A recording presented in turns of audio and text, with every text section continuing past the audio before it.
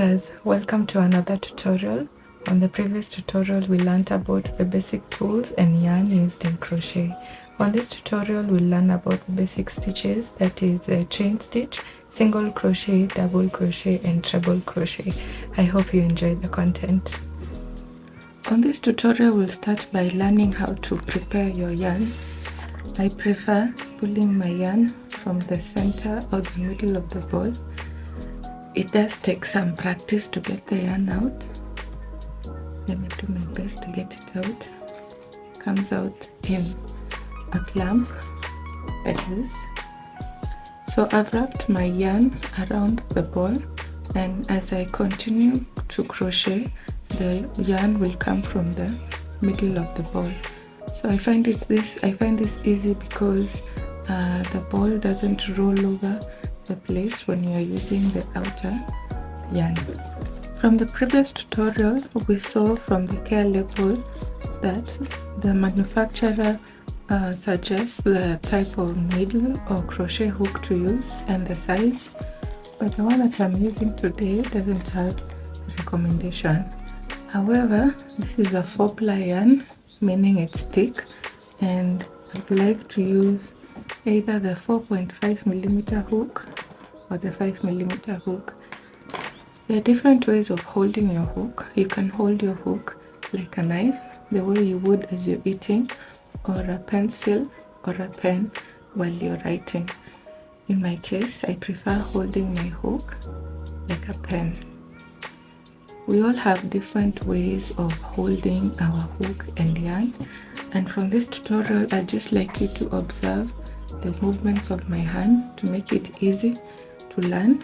With time you'll get your own way of holding your hook and yarn. Please practice so that you can get comfortable with this. The first stitch we'll learn is a slip knot. So a slip knot is made to make a loop. So this is how I do it. I wrap the yarn on my index finger and make an X. From there I wrap the yarn again over my index finger and pull through the finger to create a loop that I will pull using my needle. There. We've made our slip knot. Next we'll make the chain stitch.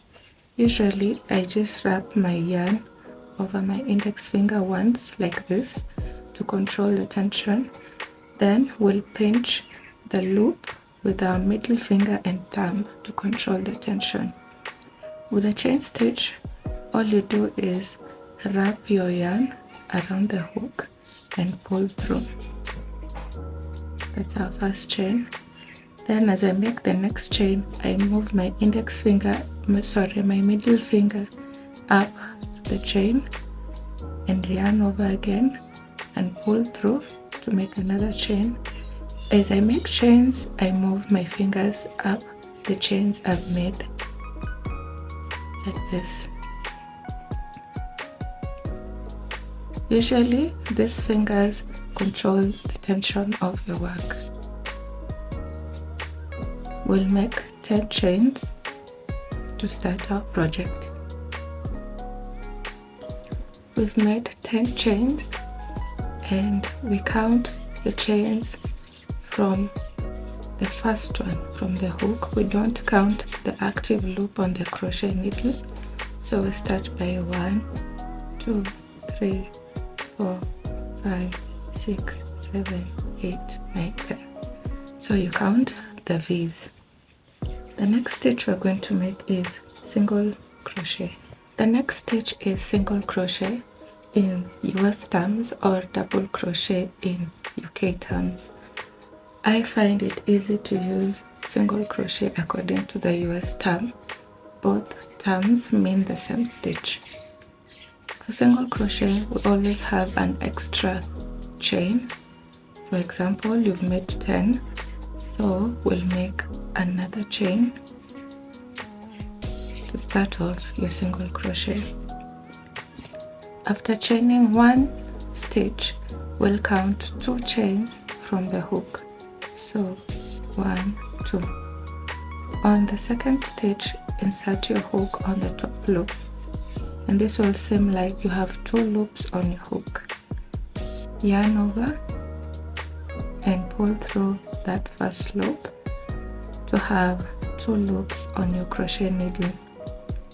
Then yarn over again and pull through all 2 loops. We've made our first single crochet. Let's do that once more. On the next chain, insert your hook on the top loop. Seems like you have 2 loops on the hook. Yarn over and pull through that loop to have 2 loops on your crochet hook. Yarn over once more and pull through the 2 loops. There. Please observe the movement of my fingers. My middle finger and my thumb are pinching the next chain from the one that I'm inserting my hook through. So once more, you put your hook through the first loop and pull through, yarn over and pull through. We are going to make 10 single crochets. I've made 9 single crochets. Here they are. I'm making my 10th. Again, insert your crochet needle on the top loop, pull through to have 2 loops, yarn over and pull through the 2 to have 1 loop. At the end of your project, to turn, chain 1 and turn. Let's make another row of single crochets. I'll insert my hook in between these 2 loops, insert, yarn over to pull 2 loops, yarn over once more and pull through the 2 loops to have 1 loop. Let's do that again. Insert your hook, pull the yarn through to form a loop, having 2 loops, yarn over once more and pull through the 2 loops to have 1 loop. Let's do this till the end. We have got to the end of our second single crochet row. Again, on the last stitch, make a single crochet. Next, we're going to make the half double crochet according to your stance. I would like to change the color of yarn so that you can observe the different heights of the single crochet, half double crochet, and so on.